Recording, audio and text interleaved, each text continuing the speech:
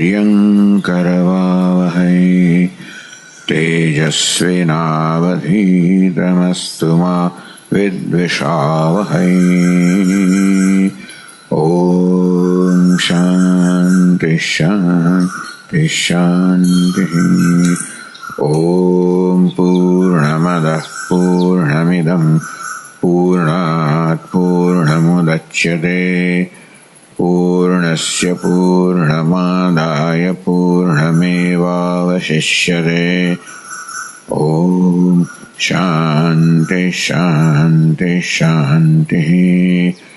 श्रुतिस्मृतिपुराणानाम् आलयं करुणालयं नमामि भगवत्पादं शङ्करं लोकशङ्करं शङ्करं शङ्कराचार्यं केशवं बादरायणं सूत्रभाष्यकृतौ वन्दे भगवन्तौ पुनः पुनः। ईश्वरो गुरुरात्मेति मूर्तिभेदविभागिने व्योमवद्व्याप्तदेहाय दक्षिणामूर्तये नमः। कटाक्षकिरणाचान्त नमन्मोहाब्धये नमः नमन्मोहाब्धये नमः। अनन्तानन्दकृष्णाय अनन्तानन्दकृष्णाय जगन्मङ्गलमूर्तये जगन्मङ्गलमूर्तये। 24वां श्लोक। अहमेव सुखं नान्यत् अन्यच्चेन्नैव तत्सुखम् अमदर्थं न हि प्रेयः मदर्थं न स्वतः प्रियम्।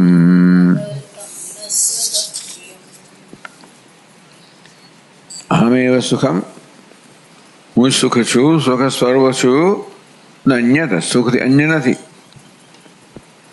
હું સુખ સ્વરૂપ છું, સુખથી અન્ય નથી, અથવા સુખ મારાથી અન્ય નથી. અન્ય ચેત નહીં તત્ સુખમ, જે વસ્તુ મારાથી અન્ય હોય એ સુખ હોય જ નહીં. હું જ માત્ર સુખ સ્વરૂપ છું. જે વસ્તુ મારાથી અન્ય હોય, ભલે ગુણી જાતની એવી જાતનો ભેદ તમે સ્વીકારતા હો, પણ જે વસ્તુ હું એટલે આત્મા અન્ય હોય એ ન તત્સુખમ, એ સુખ સ્વરૂપ ના હોઈ શકે. તો મારાથી અન્ય વસ્તુના બે વિભાગ પાડ્યા, અમાદાર્થમ અને મદાર્થમ. દુનિયા જે કઈ વસ્તુઓ છે મારા કરતા ભિન્ન છે એ બે કક્ષામાં આવે. ક્યાં તો મને અનુકૂળ છે કે અનુકૂળ નથી, ક્યાં તમારા સુખનું સાધન છે અથવા સુખનું સાધન નથી. પછી ઉપેક્ષા વગેરે પણ મુખ્યતઃ આ બે કક્ષામાં આવે. આમ તો આત્મા ઉપેક્ષા દ્વેષ્ય પ્રિય એવા ચાર ભાગ પાડશે, પણ આત્મા એક થયો, બાકીનું ઉપેક્ષા થયું, દ્વેષ્ય થયું, પ્રિય થયું. તો આ રીતે હું સિવાયની બધી વસ્તુઓને જુદી રીતે વિભક્ત કરી શકાય, પણ હું સિવાયની આત્મા સિવાયની બધી વસ્તુઓને આ બે વિભાગમાં વિભક્ત કરી શકાય. મદર્થમ, જે મારે માટે છે, જે મદર્થમ એટલે મારા પ્રયોજન માટે છે.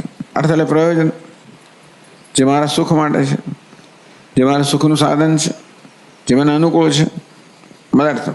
બીજું અમાદર્થમ, જે મારા સુખનું સાધન નથી, અનુકૂળ નથી, ઉપયોગી નથી. સુખનું સાધન એટલે ઉપયોગી ને અનુપયોગી, અનુકૂળ ને પ્રતિકૂળ. સુખનું સાધન સુખ, આમ બે પ્રકારની વસ્તુ હોય. એ જો ત્રીજું એટલે મારે અન્ય વસ્તુ આવી હોય. કહ્યું કે હું જ સુખ સ્વરૂપ છું, સુખ મારાથી અન્ય નથી, કે હું સુખથી અન્ય નથી. ચાલો ભાઈ, તો આપણે જોઈએ કે સુખ મારાથી અન્ય હોઈ શકે કે નહીં. તો મારે અન્ય વસ્તુઓ છે એને આ વિભાગ, બે વિભાગમાં રાખી, મદાર્થમ અમદાર્થમ. એટલે બંનેનું આપણે વિશ્લેષણ કરશું. અમદાર્થમ જે મારી ઉપયોગી નથી, મારું પ્રયોજન સિદ્ધ કરતી નથી, મને અનુકૂળ નથી, મારા સુખનું સાધન નથી, એ બધી એવી વસ્તુઓ. મદાર્થમ મને ઉપયોગી છે, એટલે ગૃહદાર પુત્ર વગેરે મદાર્થમ મારા માટે છે, મારા ઉપયોગ માટે છે, મારા સુખનું સાધન છે. જે વસ્તુ મારા સુખનું સાધન છે, સુખનું સાધન નથી. તો બંને વસ્તુઓ લે છે. આ મદાર્થમ નહીં પ્રેય. જો સુખની વસ્તુ, એક સુખ એ માટે એક વસ્તુ કહેવાની છે. સુખ કેવું છે? પ્રિય છે. સુખ માટે શું કહ્યું? કદાચિત નાહમ અપ્રિય. સુખ માટે કે આત્મા સુખ સ્વરૂપ છે મારે કહેવા માંગુ, સદા પ્રિય છું. એટલે સુખની વ્યાખ્યા શું છે? તો લક્ષણ કેવું છે? એ સદા પ્રિય હોય. સદા એટલે કોઈ પણ સંજોગોમાં પ્રિય હોય, નિરપેક્ષ રીતે પ્રિય હોય, નિરુપાધિક પ્રિય હોય, બિનશરતી પ્રિય હોય. આમ નામ સુખ. તો હવે મારા સિવાયની વસ્તુઓ જેને અમદાર્થ કહેવામાં આવે કે મદાર્થ કહેવામાં આવે, એ આ લક્ષણ સંતોષે છે. એ વસ્તુઓ હંમેશા પ્રિય હોય, એ સુખનું લક્ષણ છે. તો અમદાર્થ એ લક્ષણ ધરાવે છે કે મદાર્થ એ લક્ષણ ધરાવે છે? જો ધરાવતા હોય એમ કે એ સુખ સ્વરૂપ છે, તો સુખમાંથી ભિન્ન હોઈ શકે. અહમ આત્મા સુખમેવ સુખ સ્વરૂપ એવ. અહમેવ સુખમ. અહમ એટલે કોણ? આત્મા. સુખમેવ સુખ સ્વરૂપ એવ. હું સુખ જ છું, સુખ સ્વરૂપ છું. ત્યારે કેવો? ન અન્યત, સુખથી અન્ય નથી. સુખમાં અન્ય ન સુખ ગુણક. સુખ જેને ગુણ છે, સુખમ ગુણ યસ્ય સહ સુખ ગુણક. સુખ જેને ગુણ છે એવું નથી, સુખ સ્વરૂપ છે. यदि सुखम आत्मना गुण स्यात्, सुख जो आत्मा से भिन्न होत, हूँ गुणी होत, आत्मा सुख गुण होत, अन्यता ने एक व्याख्या करी नहीं वतत सुखम, तो ये वस्तु सुख हो ही ना सके. जे कसी वस्तु मारे भिन्न भले गुण हो, परंतु ये सुख हो ही ना सके. कुछ ही रीते एम केम कहो छो? महाराज अन्य कसी वस्तु सुख हो ही ना सके. केम का? सुख निरतिशय प्रिय हो तो सुख कहवाय. तो पूछे छे હવે महाराज भिन्न वस्तुओ छे ए बे कक्षामां होय. किम तत् अनात्मभूत सुखम अनात्मशेष उत दच आत्मशेष है. તમે કહો છો કે સુખ તો અનાત્મા છે, અનાત્મ સુખનું સ્વરૂપ છે એવું કહો છો, એવો પક્ષ લો તો ચાલો. અનાત્મા જે છે બે કક્ષામાં આવે. અનાત્મ શેષ, ટૂંકમાં એ સુખ છે એ અનાત્માને ઉપયોગી છે, અનાત્માનો અંશ છે, અનાત્માનો ઉપકારક છે. ઉત આત્મશેષ કે પછી એ આત્માનો ઉપકારક છે. એટલે આત્માનો ઉપકારક નથી. આત્માનો ઉપકારક છે કે આત્માનો ઉપકારક નથી. તો ન આદ્ય અમાદર્થમ, તો આત્માને ઉપકારક નથી એ વસ્તુ સુખ ના હોઈ શકે. મદર્થમ, મદર્થમ મારા માટે, મારા પ્રયોજન માટે. અમાદર્થમ જે મારું પ્રયોજન સિદ્ધ કરતું નથી, જે મને ઉપયોગી નથી. चेदित अनुसंग है. जो अहमेव सुखम नान्यत अन्यत चेत. आ चेत शब्द आवे ने पहली पंक्ति में, ये चेत ने बीजे पण लेवानो.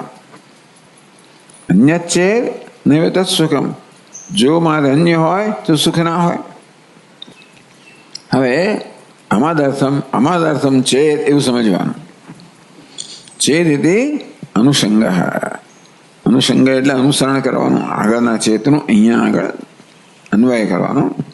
એટલે અમદર્થમ ચેત એવું સમજવાનું. એટલે જો અમદર્થ હોય તો ચેત એટલે જો હોય તો, એટલે અમદર્થમ કોને કહેવાય? આત્મશેષ ન ચેત.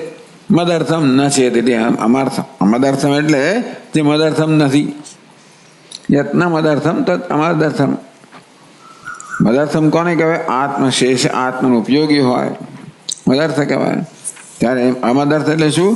આત્મશેષ ન છે, ટૂંકમાં એ વસ્તુ મને ઉપયોગી ના હોય, અનુકૂળ ના હોય. તો ન તત્પ્રિય, તો પ્રીતિ વિષય તો બધું જાણીતું જ છે કે જે વસ્તુ મને અનુકૂળ નથી, જે મારા સુખનું સાધન નથી, જે ઉપકારક નથી, એ પ્રિય નથી. કેમ ભિક્ષાપતિ કહો છો? અનાત્મ શેષ અશેષ સર્પાદવ પ્રીતિ વિષય તો અદર્શનાદ. જે વસ્તુ આત્માને અનુકૂળ નથી, અનાત્મ શેષ એટલે આત્મા અશેષ, જે આત્માને અનુકૂળ નથી એટલે પ્રતિકૂળ છે એવો દ્રષ્ટાંત. સર્પાદવ, કારણ કે સર્પ તો સ્પષ્ટ વસ્તુ છે. બીજું કોઈ જો દ્રષ્ટાંત આપો ને તમારો વિવાદ થાય કે મન તો એ ગમે છે ભાઈ, લીમડો રસ મન ગમે છે એવું કોઈ કહેનાર નીકળે ટૂંકમાં. લીમડો રસ કોઈનો પ્રિય ના હોય ભાઈ, એટલે એમાં અપવાદ નીકળે ખરા. સર્પમાં કોઈ અપવાદ નથી, બધા સર્પથી ડરે. એટલે સર્પનું દૃષ્ટાંત આપ્યો. સર્પ કઈ કક્ષામાં છે? તો કહે છે કે અનાત્મશેષ સર્પાદવ, સર્પ વગેરે જે આત્મશેષ નથી, આત્માનો અનુકૂળ નથી, આત્માને ઉપયોગી નથી, આત્માનો ઉપકારક નથી, બહુ સ્પષ્ટ છે, એ મને પ્રિય નથી. જે આત્માનો ઉપકારક નથી એ મને પ્રિય નથી, જેમ કે સર્પ. એટલે જે વસ્તુ મને ઉપકારક નથી એ મને પ્રિય ના હોઈ શકે. બીજો કયો પક્ષ મને ઉપકારક હોય તો એ પ્રિય તો ખરું કે નહીં ભાઈ? એટલે મને ઉપકારક છે એ મને પ્રિય ખરું કે નહીં? એટલે કહે છે. બીજા મને શું કહ્યું? મદર્થમ ન સ્વતઃ પ્રિયમ. મદર્થમ મને ઉપકારક છે તે એ સ્વયં પ્રિય નથી. એ વસ્તુ સ્વયં પ્રિય નથી, એની ઉપકારકતા પ્રિય છે. ऐसे न द्वितीय है. આ બીજો પક્ષ પણ ના બની શકે. કયો? મદર્થ, જે મને ઉપકારક છે, ઉપયોગી છે, એ પણ પ્રિય નથી, વસ્તુ પ્રિય નથી. અત્ર વિચ્છેદ અનુસજ્યતે. અહીં પણ મદર્થમ ચેત એવું સમજવાનું. મને ઉપકારક છે તો ઓલા પ્રિય ખરું કે નહીં તને? તો કે ના, તો એ પ્રિય નથી. કેમ ભાઈ? મદર્થમ આત્મશેષ ચેત. અને સ્વામી તમે અહમ અહમ કરતા શું સમજવાનું? અહંકાર સમજો કે આત્મા સમજ, પણ આત્મા જ અહંકારનું સ્વરૂપ છે. છેડો હું શબ્દનો પ્રયોગ કરું ને એ આત્મામાં જઈને જ અટકે. એટલા જ માટે ભલે હુંનો અર્થ અહંકાર થતો હોય છતાં પણ હું હશે તો આત્મા જે અહંકારમાં જે પેલો અનાત્મા અંશ છે એ તો હું ના જોઈ શકે ને. ભલે ભ્રમથી એનું હું માનતો હોઉં, પણ વાસ્તવમાં હું એટલે ચૈતન્ય આત્મા થાય. તો મદર્થમ આત્મશેષ ચેત. મદર્થ એટલે શું? જે મદ એટલે મને ઉપયોગી છે, ઉપકારક છે, સહાયક છે. ચેત આવું તમે ગણો. સ્વતઃ ન પ્રિયમ સ્યાત, તો પણ એ સ્વયં એને માટે પ્રિય નથી. કેમ ભાઈ? કારણ કે એની ઉપકારકતા માટે વસ્તુ પ્રિય છે. મને શું પ્રિય છે? ઉપકારકતા પ્રિય છે, ઉપયોગિતા પ્રિય છે, ઉપકારકતા પ્રિય છે. કોઈ વસ્તુ એને માટે પ્રિય નથી. એ જ વસ્તુ ઉપકારક પંક્તિ અટકી જાય તો અત્યારે જે પ્રેમનો વિષય છે એ દ્વેષનો વિષય બની શકે. આવું છે ભાઈ, આવી વ્યવસ્થા છે. આપણને ગમે કે ના ગમે આવું છે. હા, આ બધું અહંકારના સ્તરે જ છે. પછી આત્માના સ્તરે ઉપકારક અનુપકારક છે જ નહીં. એટલે અહીંયા હું કહું છું એટલે મુખ્ય અહંકાર એટલા માટે સમજવાનો કે આત્મા હું જાણું, હું સચ્ચિદાન મારી જાતને જાણું, અસ્થિભાદી પેલી જાણું, તું ઉપકારક છું અનુપકારક છું, બંને મિથ્યા જ છે સરખા. એટલે આત્મા માટે તો કહેવાય જ નહીં. પણ અત્યારે આપણે જેને સુખ સ્વરૂપ કહીએ છીએ એમાં અહમ સુખ છે, અહમ કેન્દ્રિત છે. પેલા અહમનો અર્થ અહંકાર કરો, પછી છેવટે અહમનો અર્થ આત્મા જ કરવો પડશે. અહંકાર વિશે ઘણી વાર આપણને બહુ એટલે આત્મ તિરસ્કાર ઘણો થતો હોય છે. આપણને આત્મ તિરસ્કાર થતો હોય છે. એ તિરસ્કાર કોને માટે છે? અહંકારના અનાત્મ અંશ માટે છે. ભલે આપણે અહમને તિરસ્કારતા હોઈએ, પરંતુ એ અહંકારને તિરસ્કારી એમાં પણ અહંકારના અનાત્મ અંશ નહીં. અહંકાર સુખી હોય દુઃખી હોય, ફલાણો હોય ઢીકડો હોય, સફળ હોય નિષ્ફળ હોય, એ વસ્તુના આપણે તિરસ્કારીએ છીએ. અહમનો જે ચિદંશ છે એ ક્યારે એને કારણે પેલા તિરસ્કારવામાં આવે છે. અહમના ચિદંશ માટે પ્રેમ હોવાને કારણે એ ચિદંશના પ્રેમમાં જે આડે આવે છે પેલું શું? સુખીપણું, દુઃખીપણું, આપણું જે લગાડ્યું ને એ જ અહમ સાથે પ્રેમ કરવામાં આડે આવે છે. માટે એ દ્વેષનો વિષય બને છે.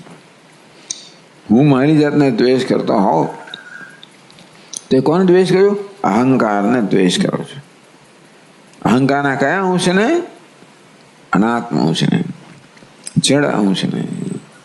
અહંકાર એટલે અંતઃકરણમાં તાદાત્મ્ય. તો અંતઃકરણ અંશ છે એ વિકારી છે ને, એ સુખી દુઃખી સફળ નિષ્ફળ છે. એને આત્મા માની લેવાને કારણે મને આત્મા માટે દ્વેષ જન્મે છે. બહુ સ્પષ્ટ હોય કે ભાઈ પ્રકાશમ છે પ્રવૃત્તિમ છે મોહમેવ છે પાંડવ. પ્રકાશ સાત્વિક વૃત્તિ હોય, પ્રવૃત્તિ હોય, રાજસ વૃત્તિ હોય, મોહ તામસ વૃત્તિ હોય. હું દ્રષ્ટા છું, સાક્ષી છું, અસંગ છું એવું મારું જ્ઞાન હોય તો પછી એ મારામાં કોઈ પ્રકારનો રાગ દ્વેષ ન પ્રેરી શકે. તો અમને વાસ્તવિક અર્થમાં જાણવામાં આવે હોય તો ક્યારે પણ એ દ્વેષનો વિષય ના હોય. એટલે મને મારા માટે દ્વેષ થતો એવું બહુ છે. લોકો બિચારા આપઘાત કરી ચૂકે છે. પણ એ કયા અંશ માટે? એ અનાત્મ અંશ માટે, અંતઃકરણ અંશ માટે. અને અંતઃકરણમાં આ પ્રકારની વૃત્તિઓ જન્મે, નિરાશા જન્મે, નાસીપાસતા જન્મે વગેરે વગેરે. અહમ જે વાસ્તવિક અર્થ છે એ ક્યારે પછી સતત પ્રેમનો જ વિષય છે, સુખ સ્વરૂપ છે. તો અહમ સિવાયનું કશું હોય જેને મદર્થ કહેવામાં આવે, આત્મશેષ કહેવામાં આવે, આત્માનો ઉપયોગી કહેવામાં આવે. ઉપકાર શેષ એટલે ઉપકારક, ઉપયોગી અંશ એટલે ઉપયોગી. જેમ આ બધા અંગ છે ને, અંગ એ મુખ્ય શરીરને અંગ છે, ઉપયોગી છે. સ્વતઃ પ્રિયમ ન સ્યાત એ વસ્તુ પણ સ્વયં પોતાના માટે પ્રિય નથી. આત્મશેષસ્ય પુત્ર ભાર્યાદે સ્વતઃ પ્રીતિ વિષયત્વ અદર્શનાદિત્યર્થ.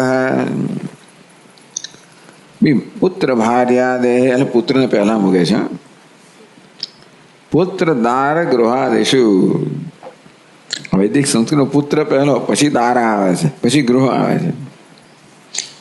જે હોય એટલે દારાને કારણે તો પુત્ર છે, પણ જે હોય તે પુત્ર દાર ગૃહાદેશુ એટલે કે છે પુત્ર ભાર્યાદે. હશે પુત્રમાં વધારે પ્રેમ ભાર્યા કરતા કે ભાર્યા પછી ધીમે ધીમે ધીમે એ સંબંધો છે ને એ જેમ જેમ એકબીજાનું ખરું રૂપ જાણવા મળે તેમને પછી ધીમે ધીમે એની અંદર ખટરાગ આવતો જાય. પુત્રનું ખરું રૂપ જાણ્યું નથી એટલા જ માટે. એટલે પુત્ર નાનો હોય ને એટલે પેલી સાથે થાય, બંનેને પુત્ર મળે પ્રેમ. બંને એકબીજા તકલીફ હોય એટલે પછી છેવટે એક પેલું મળે, એમને પુત્ર મળે. ચાલો એટલે પુત્ર ભાર્યા જે કારણ હોય તે. તો પુત્ર ભાર્યા, પુત્ર પત્ની વગેરે મળે જે પ્રેમ છે એ પ્રીતિ વિષયત્વ અદર્શનાદ, એ હંમેશા પ્રેમના વિષય હોય એવું નથી હોતું. પ્રેમનો વિષય હોય હંમેશા હોય, દરેક સંજોગોમાં એવું નથી હોતું ને. પુત્રમાં પ્રિય હોય પણ અમુક સમય તો હમણાં દૂર હટ એવું કહી દઈએ આપણે એને, ગમે તો પ્રિય હોય. હમણાં મને પે પે કરતો હોય એટલે પિતા પુત્રને ગમે તેટલો પ્રેમ કરતો હોય. તથા કસ્મય મામ દાસ્યતિ, કસ્મય મામ દાસ્યતિ, હે પિતાજી આપ મને કોને મારું દાન કોને કરશો, આપ મારું દાન કોને કરશો, આપ મારું દાન ફાટ ત્યાં તે તો પુત્રમાં પ્રિય થઈ પડે ને. મૃત્યુવેત્વા દદામેતિ, જા માર હું કહી દે, જા કુવામાં પણ માએ કહી દે ઘણી વાર, કુવામાં પણ મારો દુશ્મન થઈને આવ્યો છું વગેરે વગેરે ટૂંકમાં. એટલે આમ એ પણ આ પ્રીતિના વિષય બની શકે, દ્વેષના વિષય બની શકે. કેમ? કારણ કે પોતે પ્રિય છે એટલા માટે.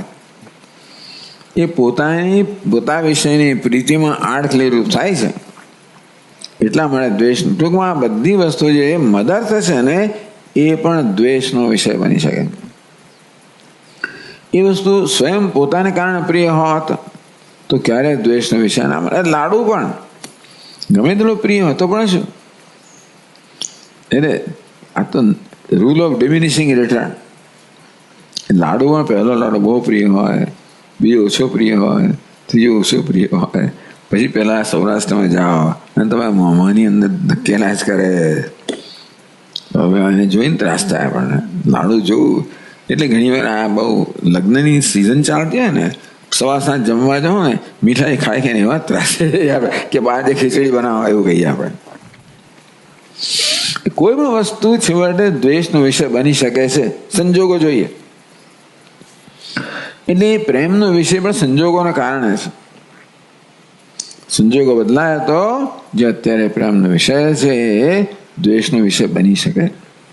પુત્ર ભાર્યમાં આવે તો પછી બાકી કોણ રહે? પ્રીતિ વિષય તો અદર્શનાદિત્યર્થ હે. ટૂંકમાં પુત્ર ભાર્ય પણ પ્રીતિનો વિષય ના બનતું હોય છે. તો સુખ આવું નથી. સુખમી સર્વેશામ પ્રિયમ ભવતે. સુખ કેવું છે? હંમેશા દરેકને પ્રિય હોય. તચ્ચ સ્વતેવ પ્રિયમ. એ પણ સુખ માટે પ્રિય છે. બીજી વસ્તુ માટે પ્રિય નથી. એમની ઉપકારકતા માટે પ્રિય છે, ઉપયોગીતા માટે પ્રિય છે, સુખનું સાધન હોવા માટે પ્રિય છે. સુખ કેવું છે? સુખ માટે પ્રિય છે. ન પરોપાધિના. આ સુખ કોઈ ઉપાધિને કારણે, શરતને કારણે કે બીને આ સુખ પણ મને સવારે મળે તો મને ગમે, બપોર ના ગમે. સુખ પણ લાડુમાં થવા તો ગમે, શિખરનું ના ગમે.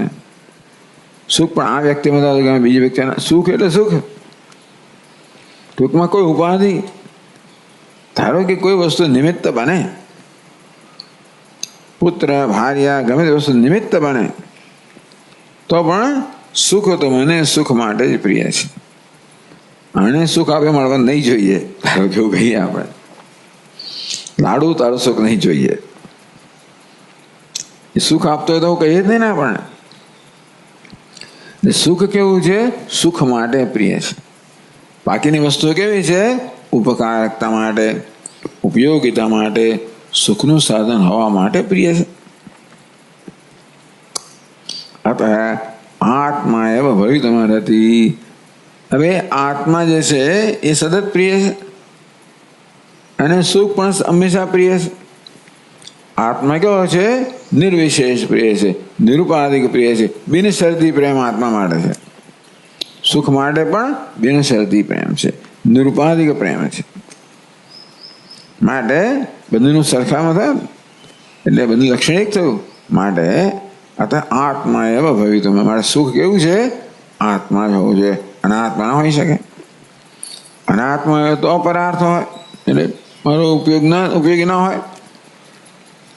તો પરાર્થ ઉપયોગી હોય, અમદાર્થ હોય, અમદાર્થ હોય. પણ બંને વસ્તુ એમને મળે. એક તો જાણે પ્રિય નથી, મને ઉપયોગી નથી એટલે તમે ચિંતા જ નથી. ઉપયોગી છે પણ એ વસ્તુ ઉપયોગી ન રહે તો પ્રેમનો વિષય બનતી નથી, રહેતી નથી. અને માટે વસ્તુ માટે પ્રિય નથી, સુખ માટે પ્રિય. ટૂંકમાં ક્યાંક મને પ્રેમ હોય એ શું બતાવે છે? સુખ માટેનો પ્રેમ બતાવે છે. ક્યાંક દ્વેષ હોય શું બતાવે? સુખ માટેનો પ્રેમ જ બતાવે છે. કશી વસ્તુ દુઃખનું સાધન બને એટલે એ વસ્તુ માટે આપણે દ્વેષ જન્મે. કેમ? દુઃખ માટે દ્વેષ છે. કેમ? સુખ માટે પ્રેમ છે. આત્મા માટે સુખ માટેનો પ્રેમ સતત મારામાંથી વ્યક્ત થતો હોય છે. તેથી આત્મા અને સુખના લક્ષણો એક જ છે. અને માટે આત્મા એવા ભાઈ તમારા માટે સુખ આત્મા જવું જોઈએ, અનાત્મા ન હોઈ શકે. અનાત્મા માટેની જે બે શરતો આપણે છે, વિકલ્પો છે, એ જોયા, અને એ સુખ ના હોઈ શકે. કથમ વિધિ છે? ચાલો, આત્મા એ ભવિતું અર્થી છે, એ સુખ આત્મ સ્વરૂપ હોવું જોઈએ એવું કહ્યું. કથમ વિધિ છે? ઈશાબથી કહો છો આપ. તો હવે કહે છે, હવે પંચદશીમાંથી આવે છે. જગતી સર્વેષામ પદાર્થાનામ ચતુર્ધા અવસ્થિતિ. પછી એ શ્લોક પાછળથી કહે છે, પણ જગતની અંદર સર્વેષામ પદાર્થાનામ ચતુર્ધા અવસ્થા. ચાલો, જગતના પદાર્થોને પહેલા બે વિભાગમાં વહેંચ્યા, અમદર્થમ, મદર્થમ. જેનો વિસ્તાર કરે છે. જગતી સર્વેષામ પદાર્થાનામ ચતુર્ધા અવસ્થિતિ. કારણ કે એવું છે ને કે આ શ્લોકમાં કયું હોય એનો થોડો વિસ્તાર કરવો હોય. શ્લોકમાં જે કહ્યું છે એનાથી આપણને વિસ્તૃત અર્થ પ્રાપ્ત ન થતો હોય તો વિસ્તૃત અર્થ એમાંથી પ્રાપ્ત થાય એનો સહારો લેવો પડે. એટલે પંચદશીનો સહારો લે છે. તો પંચદશીમાં આ પ્રકારે એ શ્લોક પાછળથી આવે છે. બ્રહ્માનંદ પ્રકરણમાં આત્મા શેષ ઉપેક્ષમ છે દ્વેષમ છે ચતુર્ષુ અપી. આત્મા શેષ ઉપેક્ષ અને દ્વેષ. આમ પંચદશીમાં આ ચાર વિભાગ, અહીં બે જ વિભાગ પાડે ને. પંચદશીમાં ચાર વિભાગ પડે એટલે થોડુંક વધારે સમજી શકાય એવું છે. ટૂંકમાં બે ને બદલે ચાર વિભાગ પાડીએ તો કદાચ વધારે સ્પષ્ટતાથી સમજી શકીએ. એટલે આ ટીકા ચાલુ, બાકી તો પતી ગયું કામ. અતઃ આત્મા એ ભવ્ય તમારે સુખમ, એટલે સુખ તો સમજાવી દીધો ને, તો શું બાકી રહ્યું? અને તેથી સુખ આત્મા જ હોઈ શકે, આત્મા અન્ય ના હોઈ શકે. તો એ કે કથા મેદી છે એટલે ગ્રંથકારે તો કારણ આપી દીધું. અમદાર્થમ મદાર્થમ, અનાત્મા સુખ આત્મા છે. તો એ કે કથા મેદી છે. કઈ રીતે ભાઈ? કહ્યું તો ખરું, પણ છતાં કે કઈ રીતે? શું? જો તમે કહ્યું સાંભળો તો સાંભળો. જગતી સર્વેષામ પદાર્થાનામ ચતુર્ધા અવસ્થિતિ. જગતમાં બધા જ પદાર્થો છે એની ચાર પ્રકારના છે. અવસ્થિતિ ચતુર્ધા, ચાર પ્રકારના પદાર્થો છે. જગતના બધા પદાર્થોને ચાર કક્ષામાં વિભાગમાં વહેંચી શકાય, ચાર ભાગમાં વહેંચી શકાય. કયા ચાર? આત્મા, પ્રિય, અપ્રિય, ઉપેક્ષશ્ચેતિ. એક આત્મા, એ તો ખરો. અનાત્માના ત્રણ વિભાગ કર્યા, પ્રિય, અપ્રિય, ઉપેક્ષ. ત્યાં બે વિભાગ કર્યા, અમદર્થમ, મદર્થમ. અહીં ત્રણ વિભાગ કર્યા. શું કહ્યું? પ્રિય, અપ્રિય, ઉપેક્ષ. તો પ્રિય કોને કહેવાય? જે વસ્તુ પ્રિય છે. બીજો પ્રિય છે અને ત્રીજાને ઉપેક્ષા કરું છું. ઉપેક્ષા અંદર આવ્યું નહોતું. અમદર્થમ ને મદર્થમમાં જે અમદર્થ પણ નથી ને મદર્થ પણ નથી એવા પદાર્થો છે. આપ શું કહે? ઉપેક્ષ. એટલે એને સમયનો સમાવેશ કરવા માટે પણ અહીં કહેવામાં આવ્યું કે ત્યાં ત્રણ વિભાગ કર્યા, આત્મા, અમદર્થ, મદર્થ. તો એક રહી ગયો, જે અમદર્થ પણ નથી, મદર્થ પણ તો ઉપેક્ષ. સુખમ તાવત ન વ્યાઘ્રાદિવત અપ્રિયમ. એક તો આત્મા એક કક્ષા તો થઈ, બીજી કક્ષા પ્રિય, તે અપ્રિય અને ઉપેક્ષા. તો સુખ કઈ કક્ષામાં હોઈ શકે? જગતમાં 4 પ્રકારના પદાર્થો છે. આમાં સુખ જે પદાર્થ છે એ 4નું કયું હોઈ શકે? પહેલા અપ્રિય લીધું. સુખમ તાવત ન વ્યાઘ્રાત અપ્રિયમ. એ વાઘ વગેરે આ પણ માની લીધું છે. એમાં અપવાદરૂપ હોય પણ આમ વાઘ વગેરે અપ્રિય છે. એ જમાનામાં કે આવા બધા એ નહીં હોય, શું કહેવાય, પ્રાણી સંગ્રહાલય, વાઘને પાળવાનો, ફલાણો કોનો ખવડાવવાનો માથાકૂટ નહીં હોય ટૂંકમાં. એટલે બિચારા લોકો દડતા છે ને, સાપ છે ને, વાઘ છે ને બધાથી. એટલે સર્પ, વ્યાઘ્ર આ બધા લોકોને હંમેશા પેલા આદિ ભૌતિક દુઃખના સાધન કહેવામાં આવ્યા છે, સર્પ વ્યાઘ્ર આદિ. એટલે આપણે સ્વીકારીએ તે વાઘ દુઃખનું કારણ છે.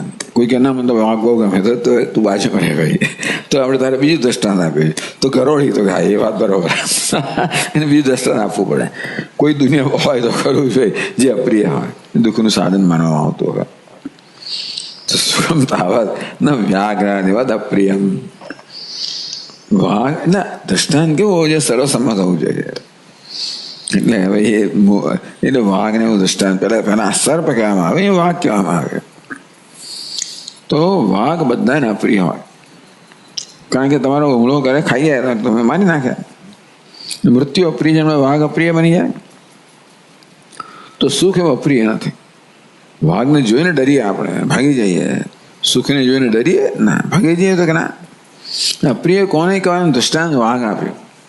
વાઘની સન્નિધિમાં કે વાઘના વિચારથી પણ એની તમે ગર્જના સાંભળો કે તારો તો પણ કેવું થાય મનમાં.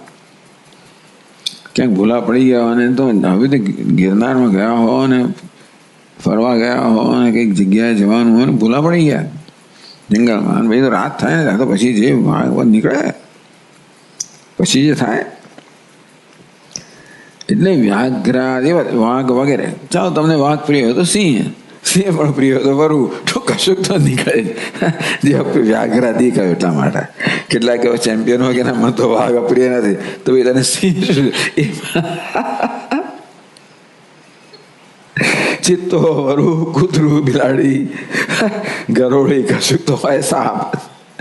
એટલે આદિમાં એ બધું આવી જાય. એ સુખ એવું નથી.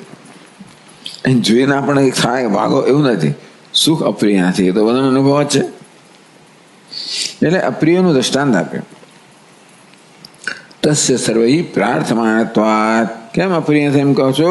બધા સદા સુખની પ્રાર્થના કરે છે. કોઈ વાઘની પ્રાર્થના ના કરે, ગરોળીની પ્રાર્થના ના કરે. શું થયું? ગરોળ બચ્ચું આવ્યું આપીશ, આટલું બચ્ચું અમને આમ દોડ્યું, એમાં તો મને શું થઈ જાય ભગવાન જાણે. એટલે પણ એ વસ્તુ એવી છે ને કે કોઈ એવી વસ્તુ છે જે બધા લોકો હંમેશા જેને પ્રાર્થના કરતા હોય, દરેક માટે કશુંક તો હશે જે અપ્રિય હોય કે ભાઈ ના તું તો ના આવીશ.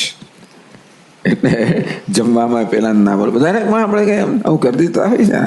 ઘણા પ્રસંગ તો પહેલા નહીં બોલાવતા જે હોય તે. દુનિયાના દરેકને કશુંક તો અપ્રિય હશે જ. જ્યારે સુખ એવું છે જે કોઈને અપ્રિય નથી. તસ્ય સર્વૈ પ્રાર્થ્યમાનત્વાત્. બધા લોકો સુખ કેવું છે? પ્રાર્થ્યમાન છે, પ્રાર્થનાનો વિષય છે. બધા લોકોની પ્રાર્થનાનો વિષય છે. બધા લોકો જેને મળે પ્રાર્થના કરતા હોય. બધી પ્રાર્થનાની પાછળ એક જ છે, ભગવાન મને પેલું આપને, બુદ્ધિ આપને, ફલાણું આપને, જે આપતે બધાને સુખની જ છે પ્રાર્થના છે ને. મોક્ષ આપતો હોય શું? પછી બીજી કક્ષા ઉપેક્ષા ખરું ભાઈ. ઉપેક્ષા એટલે આપણે જેની ઉપેક્ષા કરીએ, હોય કે ના હોય ભલે રહે. ઉપેક્ષા એટલે રાગ પણ નથી, દ્વેષ પણ નથી, પ્રિય પણ નથી, અપ્રિય નથી.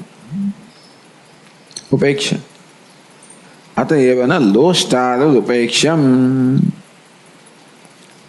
એટલે હવે આપણને ધારો કે શું કહેવાય, માટીનો પિંડ હોય એને લોષ્ટ કહેવાય. લોષ્ટાસ્મ કાંચન સમલોષ્ટાસ્મ સમલોષ્ટ એટલે માટીનું ઢેફું. અને એની કોણ ચિંતા કરે? પડ્યું હોય, બાજુમાં પથ્થર પડ્યા હોય, ઘાસ પડે, 1000 વસ્તુ હોય ને, મોટા ભાગની એવી જ હોય ને. મોટાભાગની વસ્તુ એવી હોય જેની આપણે ઉપેક્ષા જ કરતા હોઈએ, એટલે મનમાં લેતા જ નહીં. એટલે એ ઉપકારક નથી, અપકારક નથી, એટલે મને એની કોઈ ચિંતા, મને આ વસ્તુની ચિંતા હોય. આપણે હંમેશા વિચાર કોનો કરતા હોય મનમાં? આ જ વસ્તુનો ઉપકારક છે કે અનુપકાર, બંને તકલીફ વાળા છે. બંને વસ્તુ આપણા મનને રોકી રાખનારા છે. એટલે કે રાગ કે દ્વેષ બંનેમાંથી મુક્ત થવું પડે. રાગ કોને કહેવાય? જે વસ્તુ પ્રિય છે એ મારા મનને રોકી રાખે. દ્વેષ અપ્રિય છે. એ કેટલી વસ્તુ છે એનું ચિંતા કરતો જ નથી. આ કોરોના એક નવો આવ્યો, એ નવી દ્વેષ્ય વસ્તુ આવી, એને કારણે બીજા દ્વેષ્ય ઉભા થયા. જો આ પેલો પ્રસારક છે એ દ્વેષ્ય બન્યો. દ્વેષ કેવો પ્રસરતો જાય છે ને. જો પેલો વચમાં આવ્યો, જો આપણા જે કંઈ આપણે પ્રેમ હોય, દેશ માટે હોય, ફલાણા માટે હોય, એના માટે હોય ને એમાં કંઈક આવો તો દ્વેષ જન્મે આપણે. પણ બાકી એવી કેટલી વસ્તુ છે જેના માટે રાગ પણ નથી. એટલે કોઈ દિવસ મારા મનના વિચારનો વિષય બનતું જ નથી. પડ્યું હોય ને તોય હું જોઉં નહીં, જોઉં તોય કશું મારામાં રજીસ્ટર ના થાય. ધારો કે આપણી નજરમાં આવે ને તો પણ અંદર કોઈ પ્રકારનો શું કહેવાય એને ઉત્તેજના ના પ્રેરે, જતા રહીએ. એને ઉપેક્ષા કહેવાય. જોઈએ ને કશુંક થાય, ઓહ ક્યાંથી આવ્યું, તમે આ તો જોયું જ નથી, તો પછી પાછું કંઈક ઉપેક્ષા ના કહેવાય. જે વસ્તુમાં આપણા મનને કોઈક રીતે રોકી રાખવાની ક્ષમતા છે, મને ગમે છે માટે મારા વિચારનો વિષય છે, કે નથી ગમતું માટે, એ બંનેમાંથી ઉપેક્ષા કોને કહેવાય? એ કશું નથી. એવા અનેક બધા મોટા ભાગના વિષય એવા છે.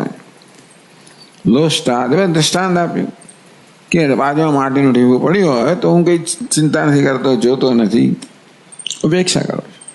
મારામાં કોઈ પ્રકારનો ભાવ જન્માવતો નથી, પ્રત્યાઘાત જન્માવતો નથી. તો સુખ એવું છે? સુખને માટે ચિંતા ના કરો, ઉપેક્ષા કરો? તો કે ના, સુખનો મેં ચિંતન કરવા ઈચ્છું.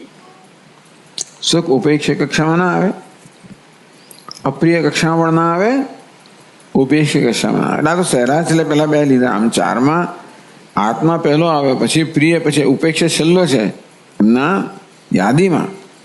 આ બે સરળ છે કે ભાઈ આ તો ના જોય, સુખ અપ્રિય તો ના જોય, સુખ ઉપેક્ષા પણ ના હોય, કોઈ ઉપેક્ષા ના કરે. હવે બે જરા અઘરી વસ્તુ રહે. આત્મા તો પ્રશ્ન નથી, પણ પ્રિય છે ને એ જરા અઘરું છે.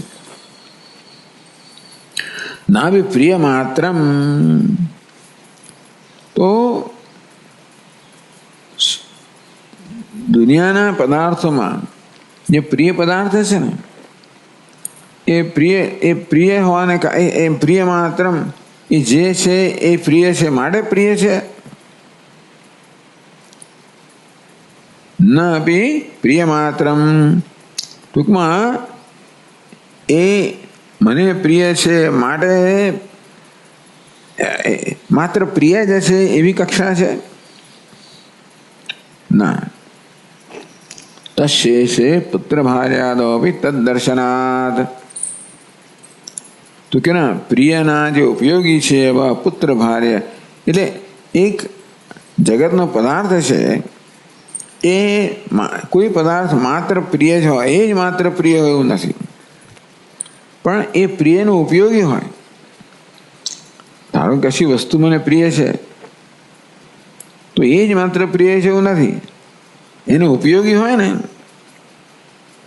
એટલે મારો દીકરો પ્રિય છે, પણ દીકરાનો મિત્ર હોય જેને હંમેશા મદદ કરતો હોય, ભણાવતો હોય, લેસન કરતો હોય વગેરે, તો એ મને પ્રિય થાય. તશેષે, જે પ્રિય છે એને શેષ, એનો ઉપયોગી હોય, એ પુત્ર ભાર્યા, પુત્ર ભાર્યા વગેરેમાં પણ એવું દેખાવ જોવામાં આવે છે. એટલે પદાર્થ કેવળ પ્રિય છે એવું નથી, પણ એ જ માત્ર પ્રિય છે એવું નથી, પણ એનો ઉપયોગી માટે પણ પ્રેમ હોય છે. કોઈ પદાર્થ માત્ર પ્રિય છે એટલે એટલે સુખ કેવું છે? માત્ર પ્રિય નથી. ચાલો સુખને કહો તો સુખ અપ્રિય છે તો કે ના, સુખ ઉપેક્ષ છે તો કે ના, સુખ પ્રિય છે ના બી પ્રિય માત્ર, સુખ માત્ર પ્રિય છે એક જ, તો કે ના, તત્શેષે પુત્ર ભાર્યાદૌ, પ્રિયને પણ સુખ ના કહેવાય, કારણ કે સુખને શેષ પુત્ર ભાર્યા વગેરે જે સુખના સાધન છે એમને માટે પ્રેમ છે. માત્ર સુખ માટે પ્રેમ છે એવું નહીં, પરંતુ સુખના સાધન માટે પણ પ્રેમ છે. તો આ જે પ્રિય વસ્તુ છે ને એ સુખ હોઈ શકે? 4 વસ્તુ કઈ આત્માને બાજુમાં રાખીએ તો એક તો અપ્રિયની વાત કરી, ઉપેક્ષની વાત કરી, હવે પ્રિયની વાત કરે છે. આ સુખ છે ને એ પ્રિય કક્ષામાં આવે કે નહીં? સુખ તો પ્રિય છે જ, પણ એકલું સુખ જ પ્રિય નહીં, સુખના જે ઉપયોગી છે પુત્ર ભાર્ય એ પણ પ્રિય છે. અને તેથી પ્રિય એ કક્ષામાં સુખ ના આવે, કારણ કે એકલું સુખ જ પ્રિય હોત તો એને પ્રિય કહેવાત, પણ સુખના સાધન રૂપ છે એને પુત્ર ભાર્યા એ પણ પ્રિય છે. તત્શેષે પુત્ર ભાર્યા તદ્દર્શનાદ, તેથી કેવલ પ્રિય છે એ સુખ એવું નથી, પણ સુખના શેષ છે ઉપયોગી છે એ પણ પ્રિય છે. એટલે પ્રિય એવો પદાર્થ પણ સુખ ના કહેવાય, જગતનો અપ્રિય પદાર્થ સુખ ના કહેવાય, ઉપેક્ષ પદાર્થ સુખ ના કહેવાય, પ્રિય પદાર્થ પણ સુખ ના કહેવાય. ખરેખર કહેવું જોઈએ કે એની પ્રિય પદાર્થ છે એ કારણ કે ઉપયોગી છે માટે. જેને પ્રિય કહીએ છીએ એ સ્વયં પ્રિય નથી, એ તો કહી દીધું આગળ. એ શેને માટે સ્વતઃ પ્રિય નથી, કારણ કે શેષ છે ઉપયોગી માટે પ્રિય છે. એ તો સહેલું થઈ ગયું હોત. જેના આપણે પ્રિય પદાર્થ અપ્રિય કહીએ છીએ તો સુખ ના હોય, ઉપેક્ષ પણ સુખ ના હોય. જેને પ્રિય કહીએ છીએ સુખ હોય કે ના હોય? એ મારા કરતાં બીજું હોય તો કે ના, પ્રિય કહું છે પણ સુખ ના હોય. કેમ? કારણ કે એ એને માટે પ્રિય નથી, એ સુખનું સાધન છે માટે પ્રિય છે. એટલે આત્મને શું કામ આવે? એ સહેલી દલીલ હોત. આમાં દલીલ શું કરવામાં આવી કે ના બી પ્રિય માત્ર, જે પ્રિય પદાર્થ છે એને પણ સુખ ના કહેવાય, પ્રિય પદાર્થને. કારણ કે એકલો પદાર્થ સુખ નથી, પરંતુ એ પ્રિય પદાર્થનો ઉપયોગી વસ્તુઓ છે એ પણ પ્રિય છે. કોઈ વસ્તુ માત્ર પ્રિય નથી, પણ એની ઉપયોગી વસ્તુ પણ પ્રિય છે. જે માત્ર પ્રિય હોય, કોઈ શરત વગર પ્રિય હોય, અર્થાત બાકીની વસ્તુઓ છે ઔપાધિક પ્રિયતા ધરાવે છે, શરતી પ્રિયતા ધરાવે છે. આત્મા નિરુપાધિક પ્રિય છે, બિનશરતી પ્રિય છે. એ સહેલી વસ્તુ છે. અને તેથી હવે આત્મા, પ્રિય, અપ્રિયનું અપેક્ષા, આ 4 કક્ષા ગઈ. તો સુખ કયું હશે આમાં? અપ્રિય તો સુખ નથી, ઉપેક્ષ પણ નથી, અને પ્રિય કહીએ એવું પણ સુખ નથી. કારણ કે પ્રિય ઘણી વસ્તુઓ છે, ભાર્યામાં પ્રિય છે. આ પ્રિય વસ્તુ છે ને એ બીજે પણ લાગુ પડે છે, ભાર્યા પુત્ર વગેરે, પુત્ર ભાર્યામાં લાગુ પડે છે. અને તેથી કોઈ એક વસ્તુ નથી જેને આપણે સુખ કહીએ. એક આત્મા જે છે આ એકે પ્રિય સુખ નથી, આત્મા જ બાકી રહ્યો કયો સુખ સ્વરૂપ છે. એટલે પ્રિય પદાર્થ પણ સુખ નથી એમ કહેવામાં આવે. પ્રિય પદાર્થ એકલો સુખમાં હોય ને, નરો જેને પ્રિય સુખ હોય ને તેમ ચાલો પ્રિય સુખ છે, પણ નહીં. એ પ્રિયને પદાર્થને જે અનુકૂળ છે એવા પણ સુખ, એના માટે પણ એ પણ પ્રિય છે. તેથી આ પ્રિય પદાર્થ સુખ નથી, પ્રિય સ્વરૂપ સુખ છે. તેથી પૈશાચાત આત્મા એવા. તેથી આ 3ને આપણે એને એલિમિનેટ કર્યો, પરિશેષને આત્મા જે કર્યો. ચાલો વળી પાછળ જયારે વધારે ગૂંચવાડો ઉભો કરે છે. નાનું એટલે જેમ વધારે ચર્ચા કરો વધારે ગૂંચવાડો થતો જાય એવું લાગે છે. સીધું સીધું કહી દીધું, એમાં પછી આ 4 વસ્તુ ઉમેરી. એ તો ઉમેરી ખરી, પણ પ્રિયને માટે કહ્યું હતું કે બે ભાર્યા પુત્ર પ્રિય છે, તો એમને માટે પ્રિય નથી, તો શેષ માટે પ્રિય છે. એટલે એમને માટેનો પ્રેમ તો શરતી, તો સીધું થઈ ગયું. એક સુખ જ જેને મળે બિન શરતી પ્રેમ છે. ચાલો નાનું આગળ વધે છે. પછી શંકા કે આત્મશેષત્વેન તસ્ય પ્રીતિવેશત્વમ કિમ ન સ્યાત. આ સુખ તો આત્મા છે. હવે આત્મા છે, સુખ પ્રિય છે, એ વાત તો બરાબર છે. તો સુખ આત્મા છે માટે પ્રિય છે, તો સુખના આત્મા એક જ થઈ જાય. તો આત્મ શેષત્વ ને સુખ આત્મા નથી, આ પૂર્વ પક્ષ છે. સુખ આત્મા નથી ત્યાં શું છે? એ આત્માના સુખનું આત્મસ પ્રીતિ વિષયત્વ, એ આત્માને ઉપયોગી છે. આત્મશેષત્વ ને સુખ આત્માનું શેષ છે, આત્મ સ્વરૂપ નથી, આત્મશેષ છે. આત્માને ઉપયોગી છે, આત્માને માટે પ્રિય છે. આત્મા છે માટે નહીં, આત્માને ઉપયોગી છે માટે, ઉપકારક છે માટે. એટલે એ બધી કક્ષાઓ અહીંયા તપાસે છે. આત્મા સિવાયની અન્ય વસ્તુઓ તપાસે છે કે ચાલો પ્રિય પણ નથી સુખ, કારણ કે એ નિરતિશય પ્રિય નથી, અપ્રિય પણ સુખ નથી, ઉપેક્ષા પણ સુખ નથી. એટલે એક કક્ષા એ આત્મા. પછી એ કક્ષા બાકી રહે ભાઈ, શું છે? આત્મશેષ. જે આત્માનો ઉપયોગી છે એ વસ્તુ પ્રિય છે ને, તો સુખ પ્રિય છે માટે એ આત્મ સ્વરૂપ છે માટે પ્રિય હોય એક વસ્તુ છે, પણ આત્માનું શેષ છે, આત્માનું ઉપયોગી છે, આત્માનું ઉપકારક છે માટે પ્રિય છે, એવું કેમ ના કહેવાય? એવી એક માત્ર શંકા. જે પ્રકારની શક્યતા હોય એ બધી શક્યતાઓને તપાસવી, એ બધી શક્યતાઓ છે એને દૂર કરવી, તો કોઈ પ્રકારના સંશય વગર મનમાં નિશ્ચય થાય કે સુખ જ આત્મા છે. એટલે આવી પણ એક શક્યતા છે કે પ્રિય તમને છે સુખ, એ બરોબર છે, પણ આત્મા છે માટે પ્રિય છે નહીં, આત્માનું ઉપકારક છે માટે પ્રિય હોય કેમ નહીં? ఇది ચેત જેવો પ્રશ્ન હોય તો તરી વક્તવ્યમ. ચાલો ભાઈ, તો અમારે આ વક્તવ્યમ, આ કહેવું જોઈએ, તમારે આવું કહેવું જોઈએ. તમે પ્રશ્ન પૂછ્યો ને તો આ સ્પષ્ટતા કરવી જોઈએ. શું? પ્રીતિ કિન નિમિત્તાય રે. આ પ્રેમ છે ને એનું કારણ શું? પ્રીતિ કિન નિમિત્તાય રે.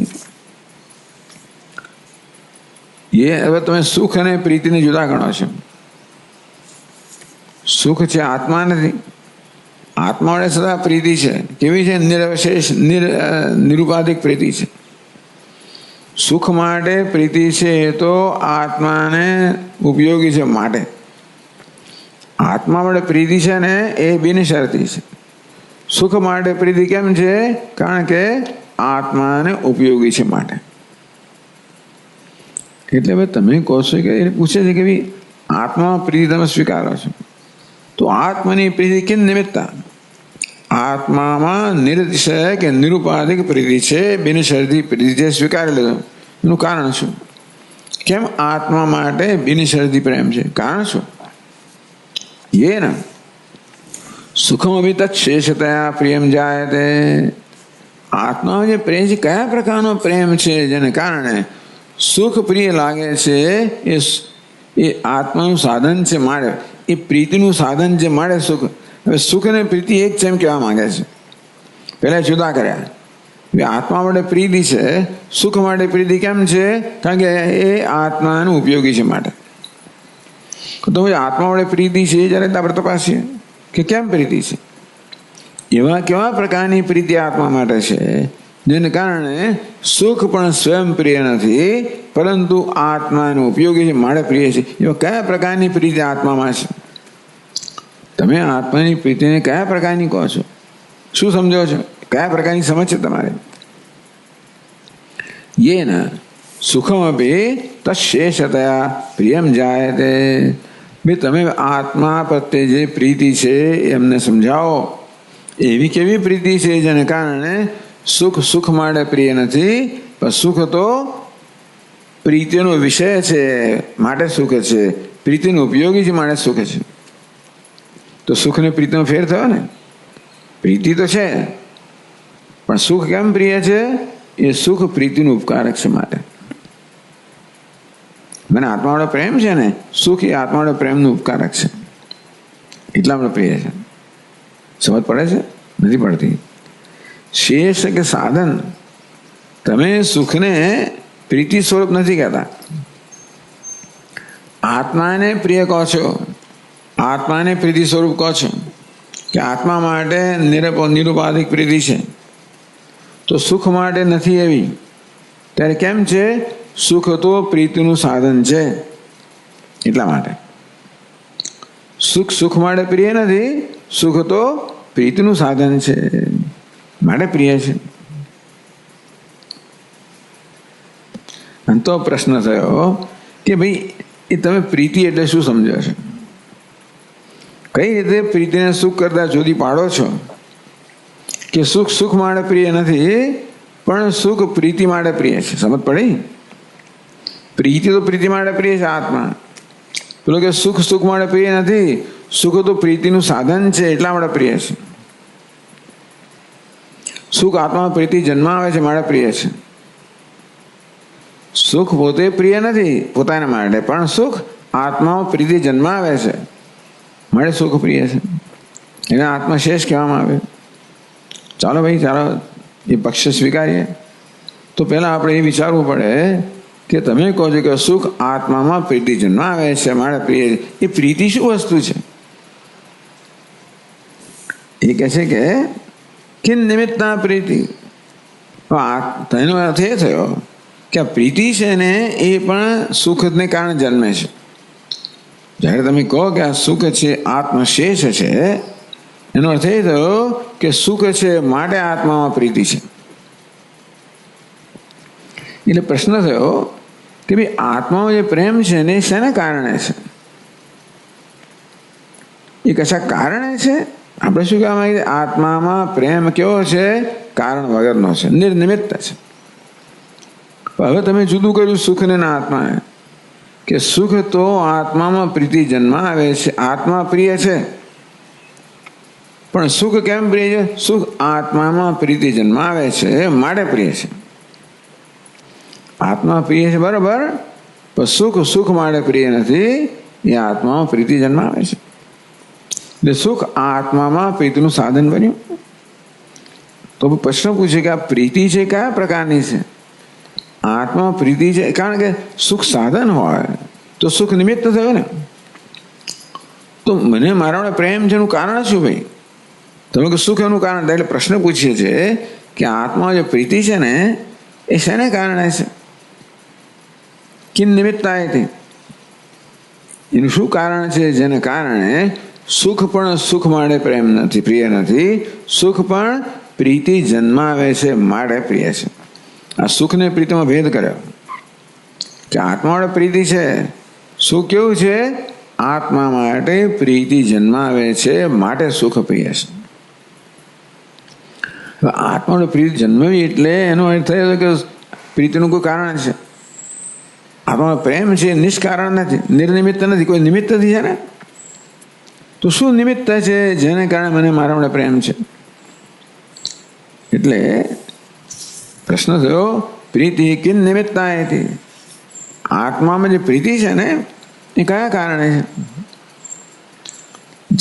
જે માટે તમે સુખને પણ કારણ કહો છો કે સુખમ હવે તશેષતા, એવી કેવા પ્રકારની પ્રીતિ છે કે સુખ પણ એનું શેષ બને છે, સુખ ઉપકારક બને છે. એવી કેવી પ્રીતિ છે કે સુખ ઉપકારક બને છે, સ્વરૂપ નથી. સુખમ અભી તશેષતા પ્રિયમ જાય. સુખ પણ પ્રિય કેમ છે? કારણ કે એ પ્રીતિ જન્માવનારો છે માટે. સમજ પડે છે ને? તો એ પ્રીતિનું કારણ શું જે સુખ જન્માવે છે? આ તો સુખ જેને માટે કારણભૂત છે એ શું કારણ છે? સુખ છે ને પ્રીતિ જન્માવે છે. સુખ પ્રીતિનું કારણ છે. સુખ એવું કશું ઉત્પન્ન કરે છે જેથી મને આત્મા વડે પ્રેમ જન્મે છે. એ શું ઉત્પન્ન કરે છે? એ શું ઉત્પન્ન કરે છે જેથી આત્મા વડે પ્રેમ છે? એ શું નિમિત્ત છે જેને મને આત્મા વડે પ્રેમ છે? એટલે આત્મા વડે પ્રેમ છે નિમિત્ત શું? સુખ સાધનત્વાદી છે. સુખ શું છે? સુખનું સાધન છે એટલા માટે. સુખમ પણ તમને પ્રીતિનું અનુકૂળ છે માટે પ્રિય બને છે. તો ભાઈ એવું શું છે આત્મા ને સુખનું પ્રીતિનું કારણ શું? સુખ સાધન. આ પ્રીતિ સુખનું સાધન છે માટે પ્રિય છે. આત્મા પ્રેમ છે ને, કયા કારણે છે? પ્રેમ સુખનું સાધન છે માટે પ્રિય છે. સુખ સાધનત્વાદિ છે તરી જેવું હોય તો સુખ સાધનેન આત્મના ઉપકાર્ય કશિત વક્તવ્ય. સાધન હોય ને એ હંમેશા બીજું હોય ને. સુખ સાધનેન આત્મા ઉપકાર્ય, સુખનું એક સાધન છે અને આત્મા શું છે? એ આત્મા ઉપકાર કરે છે માટે આત્મા સુખી થાય છે. તો ઉપકાર્ય કહેવાય. સુખ કેવું છે? ઉપકારક. આત્મા કેવો છે? ઉપકાર્ય. તો જો ભાઈ આ સુખ છે, સુખનું સાધન છે અને માટે આત્મા ઉપકાર્ય છે, પેલું ઉપકારક છે. તો ઉપકાર્ય કોણ છે? તમારે મારે કહેવું જોઈએ કશિત વક્તવ્ય. કોણ ઉપકારક છે? આત્મા ઉપકાર્ય થયો તો ઉપકારક કોણ છે? કશિત વક્તવ્ય. સુખનું સાધન બનીને એવું શું છે જે આત્મા પર ઉપકાર કરે છે? કેમ તમારે એવો પ્રશ્ન કરવો પડ્યો? સચંદનાદિ સુખ સાધન અન્ય સેવ ઉપકાર. સુખ સાધન કોને કહેવાય? જે અન્ય પર ઉપકાર કરનારું હોય. સચંદ બીજું આપ્યું, ચાલો પેલું પુત્ર ભારે અહીં સચંદન કર્યું, માળા, ચંદનનો લેપ વગેરે આ સુખના સાધનો માનવામાં આવ્યા છે એ જમાનામાં. હોય સામાન્ય રીતે પણ એમ માનો ને તો શ્રકચંદનાદિ સુખ સાધન. તો જે સુખનું સાધન છે પ્રસિદ્ધ છે કયું? શ્રકચંદન વગેરે. એ કેવા છે? અન્ય સેવો ઉપકાર તો દર્શનાર્થ. આ શ્રકચંદન વગેરે પોતાનાથી અન્ય બધા ઉપકાર કરનારા છે. એટલે કોઈ માળા ધારણ કરે, આ માળા શું છે? સુખ જન્માવે. કોને? માળા ધારણ કરનારને. એટલે માળા શું થઈ? માળા ધારણ કરનારને માટે ઉપકારક બની ને. માળા ધારણ કરનાર ઉપકાર્ય બન્યો. ટૂંકમાં સુખના સાધનનો નિયમ છે કે સુખનું સાધન હંમેશા સુખનું સાધન કેમ કહેવાય છે? કારણ કે બીજાને સુખ જન્માવે છે, બીજા પર ઉપકારક છે એટલે બીજું ઉપકાર્ય છે. જ્યાં સુખનું સાધન હોય ત્યાં સાધન પોતાના એ કશા પર ઉપકાર કરનારો છે માટે સુખનું સાધન કહેવાય ને. એટલે તમે હવે સુખને પણ સુખનું સાધન માનતા હો તો એવું કોણ છે? આત્મ ઉપકાર્ય બન્યો. તો એવું આત્માના ઉપકાર્ય ચાલો અથવા આત્માને સુખનું સાધન માનતા હો. પ્રીતિને કે આત્મા કેમ પ્રિય છે? સુખનું સાધન છે માટે. આત્મા કેમ પ્રિય છે?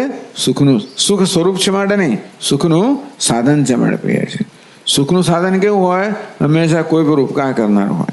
જેમ કે સચંદ્ર, તેમ આત્મા સુખનું સાધન હોય તો એ બીજા કશા પર ઉપકાર કરતા હોય છે, કોઈ ઉપકાર્ય હોવો જોઈએ. તો સુખ સાધન એને આત્માના ઉપકાર્ય. આત્મા સુખ સાધન હોવાને કારણે આત્માનો ઉપકાર્ય. આત્મા કોનો પર ઉપકાર કરે છે? એ કોઈ હોવું જોઈએ કે શ્રકચંદન વગેરે સુખના સાધનો છે એ બીજા પર ઉપકાર કરતા જોવામાં આવ્યા છે. એ ઉપકારક છે, એ ઉપકાર્ય છે. તો પછી શું થાય? આત્માના સુખનું સાધન છે એવું થઈ ગયું. આત્મા કેમ પ્રિય? સુખનું સાધન છે એટલે આત્મા કોને પ્રેમ આપે છે? આત્માને આપે છે. સુખનું સાધન કોને કહેવાય? જે અન્યને સુખ આપતું હોય. આત્માને સુખનું સાધન માનતા હો તો આત્માને સુખ આપે એવું થયું ને. તો સુખ આપનારા આત્મા, સુખ પ્રાપ્ત કરનારા આત્મા એવું થયું ને. તો કે આત્મની છે કર્મ કર્તૃ વિરોધાત. આત્માને સુખનું સાધન માનતા હો તો એ આત્મા પર ઉપકાર કરનારો થયો. તો આત્મા ઉપકાર કરનારો થયો સુખનું સાધન હોવાને કારણે, ઉપકાર્ય થયો સુખી હોવાને કારણે.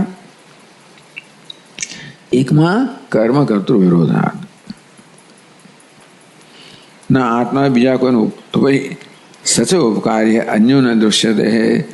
એ સિવાય આ આત્મા ઉપકારનું સાધન છે એ કોને સુખી બનાવે? એવું કોઈ બીજું દેખાતો નથી જો ઉપકાર્ય હોય. ટૂંકમાં આત્મા સુખનું સાધન હોય તો સુખના સાધન રૂપે આત્મા આવડે.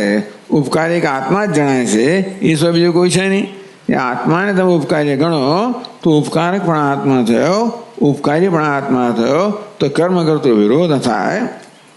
તેથી એને સુખ સ્વરૂપ કેવું છે ને. સુખનું સાધન શું કામ કરે? એટલે સુખનું સાધન છે આત્મા, એવી જાતનો પણ એક પક્ષ લેવામાં આવ્યો. સુખ સ્વરૂપ નથી, સુખનું સાધન છે. તો સુખનું સાધન કોને કહેવાય? જે ઉપકારક હોય. સાધન હંમેશા ઉપકારક હોય અને અન્ય ઉપકાર્ય હોય. આત્મા સુખનું સાધન હોય તો એ પણ ઉપકારક હોવો જોઈએ, એના સિવાય અન્ય ઉપકાર્ય હોવો જોઈએ. પણ તો તમે આત્માને સુખનું સાધન જ માનો છો. એ સુખનું સાધન હોવાને કારણે આત્મા ઉપકારક પણ છે અને એને માટે છે, માટે આત્મા ઉપકાર્ય પણ છે. એક જ આત્મા ઉપકારક ઉપકાર્ય બંને થઈ ગયો, તેથી કર્મ કરતું ભેદ થઈ ગયો, એ હોય ના શકે. અને આત્મા છે બીજું કોઈ ઉપકાર્ય છે નહીં. તસ્માત ન સુખ સાધનતયા આત્મા પ્રિય. તેથી આત્મા સુખનું સાધન છે, મળે પ્રિય નથી. એવી કેવી પ્રીતિ છે આત્મામાં કે સુખ પણ સાધન બનીને તમને પ્રિય થાય છે. સુખ સ્વયં પ્રિય નથી થતું, સુખ સાધન બને પ્રિય થાય છે. એવી પ્રીતિને શું સ્વરૂપ છે, એ શું નિમિત્ત છે? તો આત્મા સુખનું સાધન ના હોઈ શકે, કારણ કે તો આત્મા ઉપકાર્ય બને અને તો આત્મામાં કર્મ કરતો ભેદ આવે. તસ્માદ ન સુખના સાધન થયા આત્મા પ્રીતિ. આત્મા સુખનું સાધન હોવા રૂપે પ્રિય નથી, કિંતુ સુખ સ્વરૂપ થયા, સુખનું સ્વરૂપ છે મળે પ્રિય છે. એટલે સાધન હોવાની શક્યતા આપણે સ્વીકારી અને એને આપણે તપાસી કે ભાઈ સાધન હોય ના શકે, એમાં કર્મ કરતો ભેદ આવે. પણ આત્મા એ બાકી શું રહ્યું? આત્મા સુખ સ્વરૂપ છે, સુખનું સાધન પણ નહીં, ઉપેક્ષા પણ નથી, દ્વેષ્ય પણ નથી ને પ્રિય પણ નથી. એટલે આત્મા સ્વરૂપ છે સુખ. તો સુખ અને સુખનું સાધન કેમ ના હોય? તે પણ ના હોઈ શકે. અને આત્મા સુખ સ્વરૂપ છે. તેથી તસ્માદ ન આત્મશેષતયા સુખસ્યાપી પ્રિયત્વ. માટે સુખ આત્માનું ઉપકારક છે, આત્માનું સુખનું સાધન છે, મને સુખ પ્રિય નથી, કિંતુ આત્મતયા. ત્યારે શું? આત્મતયા એ આત્માનું સ્વરૂપ છે, માટે સુખ પ્રિય છે, ઉપકારક છે માટે નહીં. હવે એક પછી એક પક્ષ લઈને એમનો અહીંયા આગળ નિકાલ કરે છે. ઓમ પૂર્ણમદ પૂર્ણમિદમ પૂર્ણાત પૂર્ણમુદચ્યતે પૂર્ણસ્ય પૂર્ણમાદાય પૂર્ણમેવાવશિષ્યતે. ઓમ શાંતિ શાંતિ શાંતિ. શંકરં શંકરાચાર્યં કેશવં બાદરાયણં સૂત્રભાષ્યકૃતૌ વંદે ભગવन्तौ પુનઃ પુનઃ. ઈશ્વરો ગુરુરાત્મેતિ મૂર્તિભેદવિભાગિને વ્યોમવદ્વ્યાપ્તદેહાય દક્ષિણામૂર્તયે નમઃ. ઓમ શાંતિ શાંતિ શાંતિ. હરિ ઓમ. શ્રી ગુરુભ્યો નમઃ.